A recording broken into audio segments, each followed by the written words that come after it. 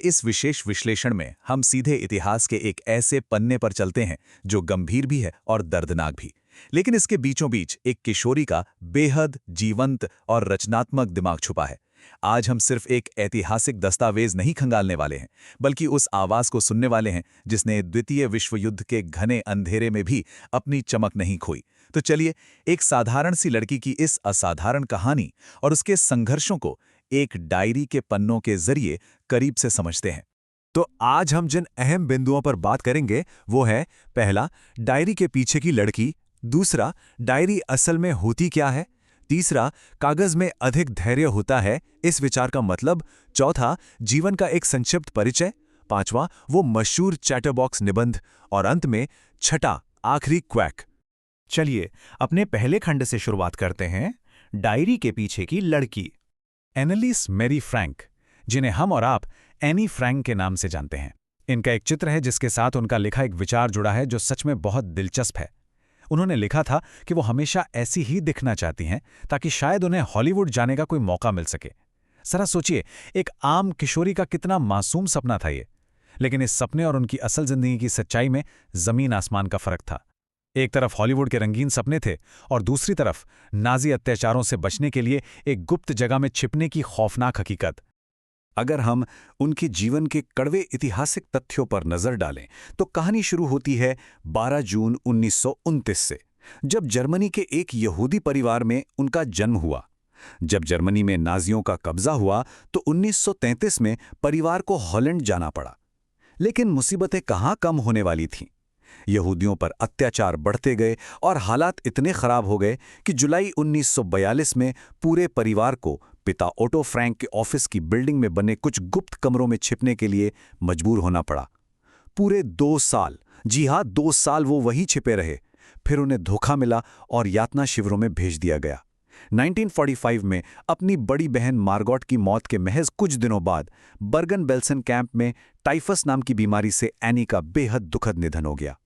उस पूरे समूह में सिर्फ उनके पिता ही जिंदा बच पाए थे।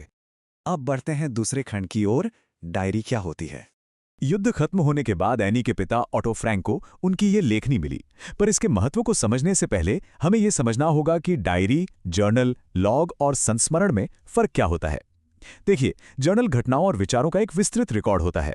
लॉग आमतौर पर किसी यात्रा या घटना का आधिकारिक रिकॉर्ड होता है जिसमें तारीख और समय सब दर्ज होता है। संस्मरण किसी इंसान के जीवन के अनुभवों की कहानी है। लेकिन डायरी एक ऐसी किताब है जिसमें हर दिन के लिए एक अलग पन्ना होता है, जहां रोजमर्रा के विचार, भावनाएं या घटनाएं लिखी जाती हैं। एनी की ये लेखनी शुरू तो एक डायरी के रूप में ही हुई थी, लेकिन इसमें लिखे उनके गहरे विचारों ने इसे होलोकॉस्ट पीड़ितों के सबसे मशहूर संस्मरणों में से एक बना दिया। हमारा तीसरा खंड है, कागज में अधिक धैर्य होता है। आखिर एक 13 साल की बच्ची को डायरी लिखने की जरूरत ही क्यों पड़ी?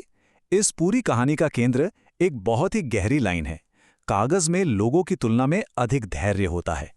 एनी के दिमाग में ये बात तब आई जब वो काफी उदास थीं। घर पर बिना किसी एनर्जी के बैठी थीं और समझ नहीं पा रही थीं कि बाहर जाएं या घर पर ही रहें। उनके दिमाग में विचारों का मानो तूफान चल रहा था और वो बस अपना दिल हल्का करना चाहती थीं। तब उन्हें एहसास हुआ कि कागज उनकी हर बात बिना किसी शिकायत के, बिना बीच में टोके सुन सकता है, जो अक्सर हम इंसान नहीं कर पाते हैं ना। एनी की जिंदगी में एक बड़ा अजीब सा विरोधाभास था। अगर आप बाहर से देखें तो लगेगा कि उनके पास सब कुछ है, बहुत प्यार करने वाले माता पिता, 16 साल की एक बड़ी बहन, करीब 30 ऐसे लोग जिन्हें वो अपना दोस्त कह सकती हैं, और एक बड़ा सा घर। लेकिन अंदर से सच्चाई ये थी कि इस पूरी भीड़ में वो बिल्कुल अकेली थीं। उनका कोई ऐसा सच्चा दोस्त नहीं था जिसके सामने वो खुलकर अपने दिल की बात कह सकें। और इसी अकेलेपन ने उन्हें अपनी डायरी को ही अपना सबसे अच्छा और काल्पनिक दोस्त बनाने पर मजबूर किया, जिसे उन्होंने बड़े प्यार से नाम दिया किट्टी। अब आते हैं चौथे खंड पर, जीवन का संक्षिप्त परिचय। अपनी इस दोस्त किट्टी से दिल की सारी बातें करने से पहले एनी को लगा कि सीधे कहानी शुरू करने से बेहतर है कि पहले अपने जीवन का एक छोटा सा परिचय दिया जाए।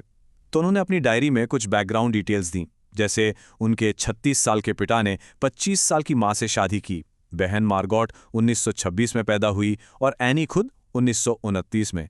लेकिन यहाँ जो बात सबसे ज्यादा दिल को छूती है वो है उनकी दादी का जिक्र।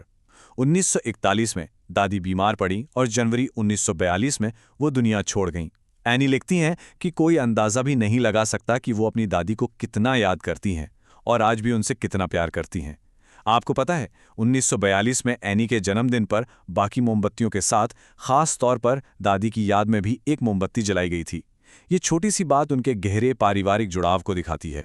चलिए बढ़ते हैं 5वें खंड की तरफ, चैटरबॉक्स निबंध। आइए आपको 20 जून 1942 के उस दिन ले चलता हूं जब क्लासरूम की एक आम सी टेंशन एक बहुत ही मजेदार किस्से में बदल गई। ये वो वक्त था जिससे हम सब कभी न कभी गुजरे हैं। रिजल्ट का दिन पास आ रहा था। टीचर्स की मीटिंग होने वाली थी जिसमें यह तय होना था कि कौन पास होकर अगली क्लास में जाएगा और किसे उसी क्लास में रोक लिया जाएगा। पूरी क्लास डर के मारे मानो कांप रही थी। बच्चे अपनी छुट्टियों की पॉकेट मनी दांव पर लगाकर शर्तें लगा रहे थे। खैर, एनी को अपनी या अपनी सहेलियों की कोई खास चिंता नहीं थी। उन्हें अगर किसी चीज से डर लग रहा था तो वो था गणित। और उस समय उनके स्कूल में एक बड़े ही दिलचस्प किरदार थे, मिस्टर कीसिंग। वो पुराने ख्यालों वाले गणित के टीचर थे। एनी बताती हैं कि मिस्टर कीसिंग उनसे हमेशा चिढ़े रहते थे। कारण? क्योंकि एनी क्लास में बहुत बातें करती थीं। बार बार चेतावनी देने के बाद भी जब एनी नहीं मानी तो मिस्टर कीसिंग ने सजा देने का एकदम ही अनोखा तरीका निकाला। जब एनी की बातें नहीं रुकी तो मिस्टर कीसिंग ने 3 चरणों वाली एक पूरी कॉमेडी शुरू कर दी। पहली सजा के तौर पर उन्होंने एनी को एक बातूनी विषय पर निबंध लिखने को कहा। जब एनी फिर भी बोलती रही तो दूसरी सजा मिली, एक न सुधरने वाली बातूनी पर निबंध।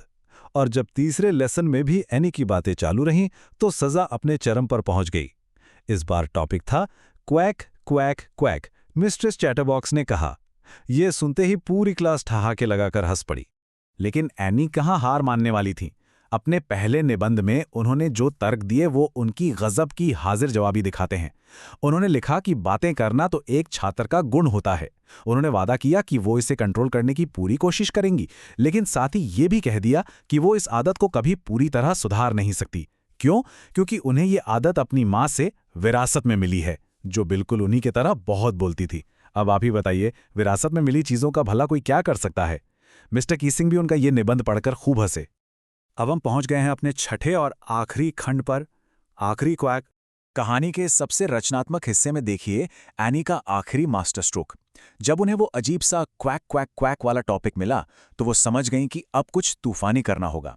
उनकी एक दोस्त थी साने, जो कविताएं बहुत अच्छी लिखती थी। उसकी मदद से एनी ने पूरा का पूरा निबंध एक शानदार व्यंग्यात्मक कविता के रूप में लिख डाला। कविता एक पिता हंस और माँ बतख के बारे में थी, जिनके 3 बच्चे थे। पिता हंस ने उन तीनों बच्चों को सिर्फ इसलिए काट काट कर मार डाला क्योंकि वो बहुत ज्यादा क्वैक करते थे, यानी बहुत बोलते थे। ये मिस्टर कीसिंग के सख्त रवैये पर एक सीधा लेकिन बेहद क्रिएटिव तमाचा था। और सच मानिए, इस कविता ने तो जैसे जादू ही कर दिया। मिस्टर कीसिंग ने इस मजाक को बिल्कुल सही स्पिरिट में लिया। जो टीचर कल तक बात करने पर सजा देता था, उसने खुद पूरी क्लास में वो कविता अपनी मजेदार टिप्पणियों के साथ पढ़ी। सिर्फ उसी क्लास में नहीं, बाकी क्लासों में भी सुनाई। और इसका सबसे बड़ा नतीजा क्या हुआ? उन्होंने एनी को क्लास में बात करने की खुली छूट दे दी और फिर कभी कोई एक्स्ट्रा होमवर्क नहीं दिया, बल्कि अब तो मिस्टर कीसिंग खुद क्लास में मजाक करने लगे थे। एनी की क्रिएटिविटी और ह्यूमर ने ये बाजी जीत ली थी। तो अब हम इस विश्लेषण के बिल्कुल अंत में आ गए हैं। जरा एक पल के लिए सोचिए, एक तरफ हॉलोकॉस्ट का वो रोंगटे खड़े कर देने वाला सबसे खौफनाक इतिहास है, और दूसरी तरफ एक आम किशोरी की डायरी जिसमें क्लासरूम की टेंशन है, टीचर्स के साथ खट्टी मीठी नोकझोंक है और कमाल का सेंस ऑफ ह्यूमर है।